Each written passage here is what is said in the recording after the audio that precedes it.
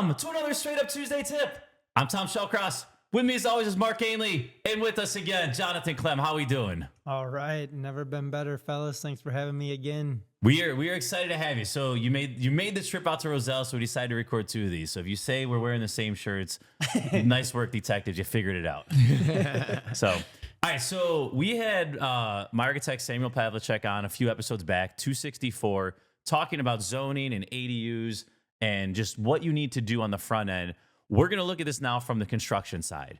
So you have a 3-unit building, or you have a 2-unit building, you have the basement down there. You want to make that a legal unit. You're in the ADU zone. Again, go to episode 264 to talk about all the paperwork and what needs to happen. But from the construction side, I think a lot of people miss out all the costs that are involved in legalizing that unit. They think it's pretty simple when in fact there's a lot of requirements the Department of Buildings is going to make you check a lot of boxes. So, Jonathan, let's start there. You have just an unfinished basement. Can you talk through just real high level, just some of the things that the investor is going to need to do to legalize that unit from the construction perspective? Yeah, of course, Sam. I think the first thing we got to think about is just the big ticket items that are going to be coming up. You know, first thing that comes to mind for me right away is the water service. You know, as soon as you're adding any type of fixtures, you know, you're increasing the need for more water.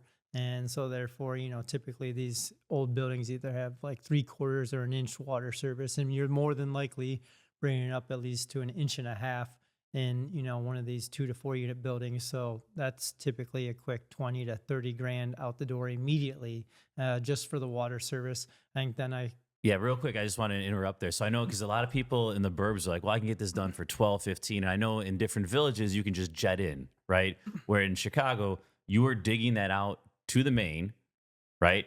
You have to pull the CDOT permit, Chicago Department of Transportation.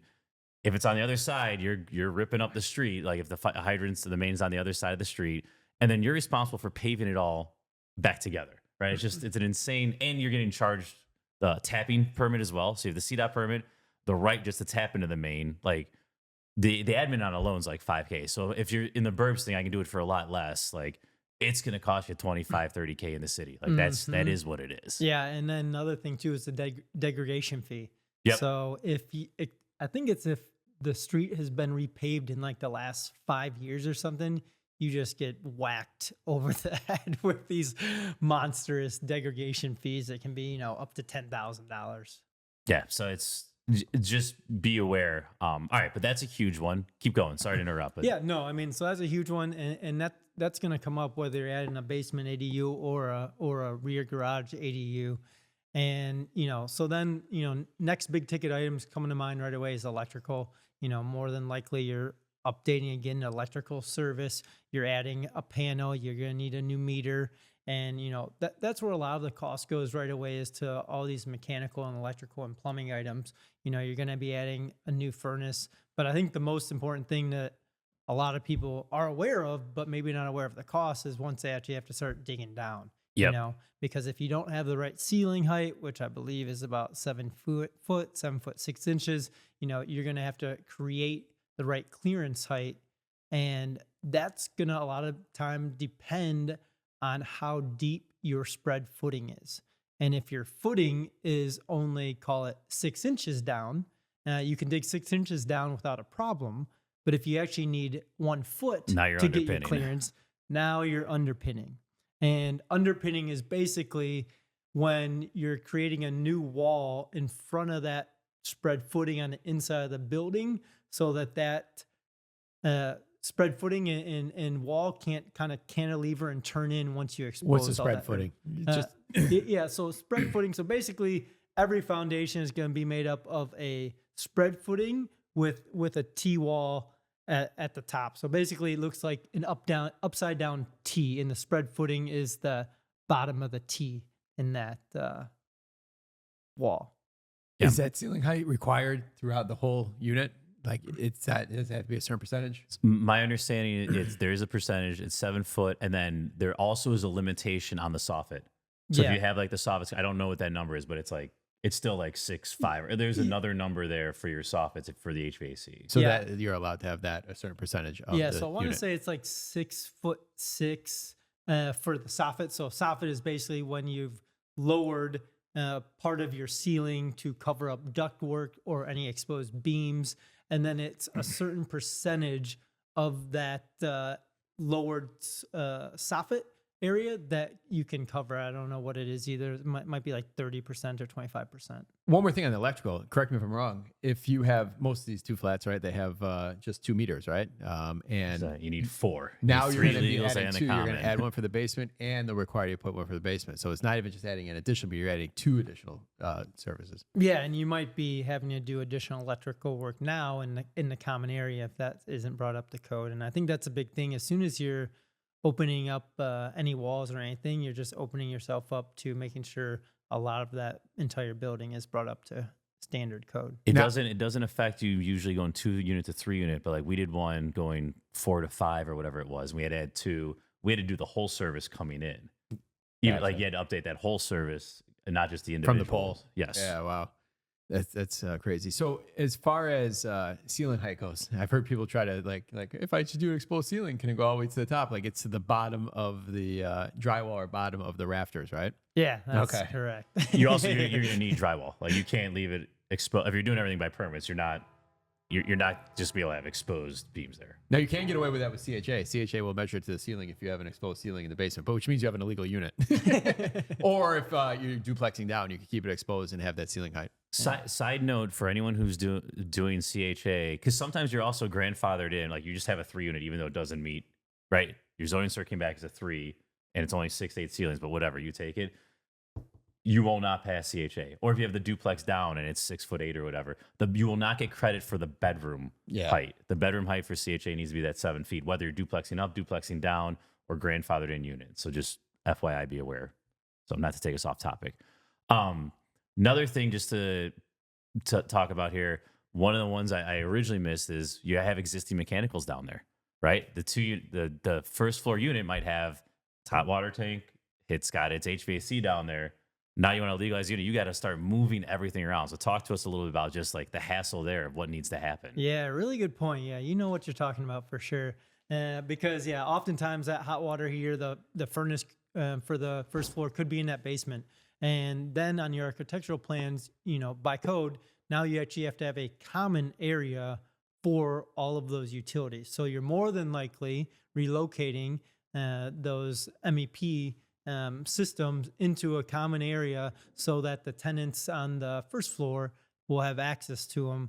And yeah, that's going to be a big cost. If you have a completely blank slate, that's going to make things a bunch easier. So to bring up the blank slate, is this whole process cheaper if you have just a blank, empty concrete basement? Or, a lot of people are like, oh, I already got a bathroom, I already got a kitchen. Like, this would be so easy. Like, what's the better starting point? I'll take the blank slate, especially if you don't have 7 feet, you got to dig no matter what. So it's just additional demo cost. Like it serves you no purpose. It does nothing for you. So I'll take the blank slate all day. Like, and then just figure out, all right, how much do I need for the mechanical room? I'm going to lose whatever, that much square footage from the back and build out the unit from there. Yeah, Gotcha. I'm on Team Tom right here. I want the blank slate. One of my questions though is if someone does have both exits, they do have the 7-foot clearance and they do have the unit built out, what actually happens? Like, do they actually have to go back and get architectural plans to actually legalize it as an ADU and get an inspection? Yes. So Or according to how will it Samuel, you work? still got to go through the process to legalize it. So you have the ADU, so you don't have to do the whole zoning shenanigans, but you still have to go through inspections and have each inspector say, yes, this is good. Yes. So you still have your HVAC, your plumbing, your electric, and new construction. So then you're more than likely opening up walls to prove that what's behind the wall Correct. 'Cause is how else will you pass built rough? to code. Yeah. And again, no one has like given me a clear answer on this. That's according to Samuel, our Yeah. architect. So We did it. We had to do it before. So we basically got as-is permits, and on the as-is permits, they had to adjust a couple things. But I thought it was going to be a slam dunk. And the city came in and they're like, yeah, you know what? I'm going to come back next Tuesday, and yeah, you're going to open up all these walls. And I want you to open up this floor, too, because I'm curious what this pipe looks like down here. So it ended up, it wasn't as easy as possible. But the mess up part about that was it was a legal condo that we bought that was deconverted years before. So it's like, man, like they actually got permits to build this place out. And now to make it a legal unit as part of an apartment building, we had to go through that process. But it starts with the as-is permits, and then they go from there. yeah, that makes sense. Another thing as well, light and vent, right? You might be cutting more hole. You have the old glass block windows. Probably got to change those out. Probably have to move them around. Each room needs X amount of light and vent. Your basement initially was not set up for that, right? It's only a couple windows on the side. All of a sudden, you're cutting into masonry there. Like that's no fun. Super good call. Yeah, I mean, I think for light and vent, for anyone who doesn't know, it's just there's certain requirements based on the size of the room and what type of room it is for how much light is coming in from the outside through the windows and how much ventilation you're going to need from your mechanical system. So yeah, those are going to be big ticket items. As soon as you're bricking up old windows or cutting into masonry, big ticket items right away. You know, the dig down is always going to be more expensive than you think. We're usually in that like $40,000 range, but it's always going to depend on like how much are you digging, right? You know, if it's 6 inches versus 18 inches, you're bringing out a lot more material with 18 inches. Do you guys use the Bobcat, or is it just chiseling away and paint buckets taking it out? Every project is different. You know, you might have the bucket brigade crew down there if you don't have the access to get the equipment down there, but if you can get some equipment down there, it's going to make everyone's life a little easier. When you're cutting windows in, you have to have an engineering report too, correct? I feel like I had to get something by an engineer to show that the support is still good, even though I'm breaking in more windows. Yeah, I don't know if it has to be an engineering report, but for sure the architect's going to have to lay out, you know, the structural details of the lintel to ensure that that span can work. Yeah. And the other thing, we've done a couple of these. I've only done them vacant, right? We're already gutting the entire building. Have you had to do any of these with tenants in there? Because it sounds like a disaster. Like people say, and I have one right now where I'm waiting for ADU to go citywide because it's not in the ADU. And it's like, oh, cool. I have this basement that I can turn into money. And it's like, oh, how the hell am I ever going to logistically do this with tenants there on the first and second floor? Because that sounds like a complete nightmare. So we've had that one I was telling you about where we had the as-it permits. We had a tenant in the unit at the time.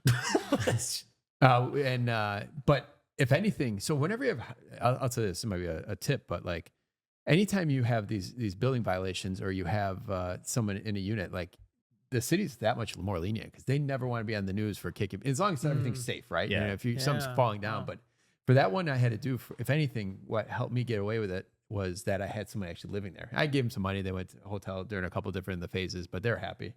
But no different than the building violations. If you have these crazy things and there's someone living in there, as long as they're not safety issues, they're going to be a little more lenient on like, all right, well, that tuck pointing is not perfect, or that's not perfect in that back room, or I can't get access to that room. You did it right. It's like, yeah, I did it. It's like, so sometimes that does save you. Whenever you have a building in building court, don't let it go 100% vacant because they own you at that point. And they won't let you put somebody back in there. They'll slap the restriction on there. Makes a ton of sense. Yep. Anything else we're missing? I was just going to touch on ADUs. You know, we talked a little about the basement ADUs. We don't see a ton of people doing the garage ADUs. And I just finished my first one. Awesome. I bet it was expensive because, and I think that's the thing is they're so much more expensive because you're putting, you know, the same things you have in a regular size unit into 500 square feet. So you're adding, you know, your kitchens and your bath and all of those utilities for such a small area that it drives that price up to, you know, $225 to $300 a square foot pretty quickly for those garage ADUs. Is that what you guys saw? Yeah, no, I saw that. They only work, in my opinion, in like the A+ areas where you can justify having such a small unit at such a high cost. So ours is in Lakeview. Like the other one we looked at was in North Center. It's like you can't build it in Portage Park because you won't get the rent to justify the cost that you put into it, if that makes sense, if I articulated correctly. Yeah. So it has to be in like an A+ neighborhood. Yeah, we could do a whole episode on those because that we're just through the first experience.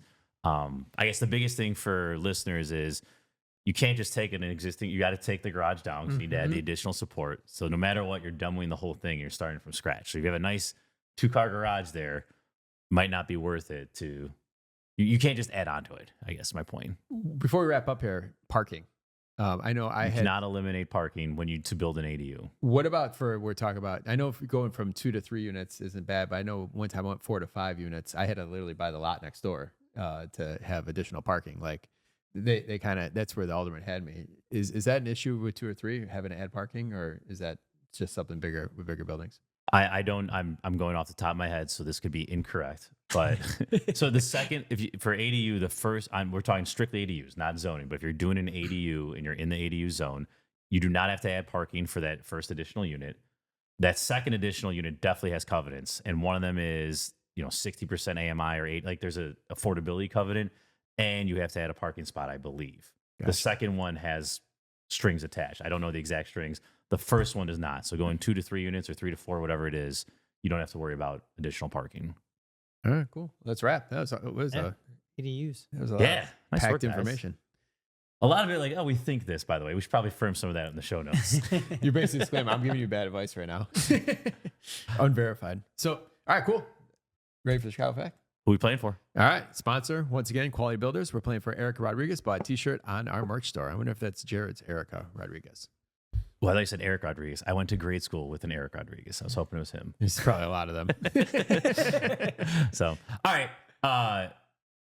Everyone's pumped about Bears preseason. When was the last time the Bears went to the Super Bowl? What year was that? And I'm not even going to give you multiple choice. You're going to have to think back. Last year, we went to the Super Bowl.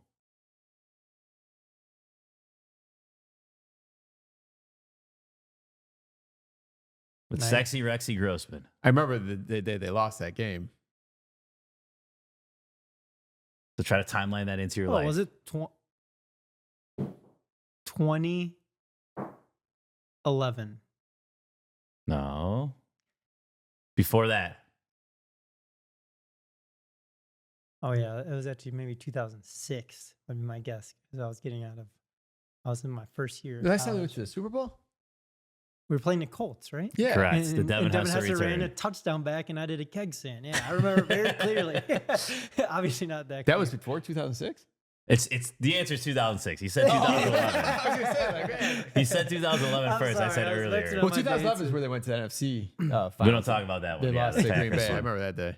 Yeah, the 06 Bears. All right, awesome. Eric, you get a t-shirt, or you get a $50 gift card brought to you by Quality Builders. Thanks for checking out our merch store. Anyone else wants to check out our merch store, you go to straightupchicagoinvestor.com. John, thanks for coming back. Tom, thank you. Listeners, leave us a review.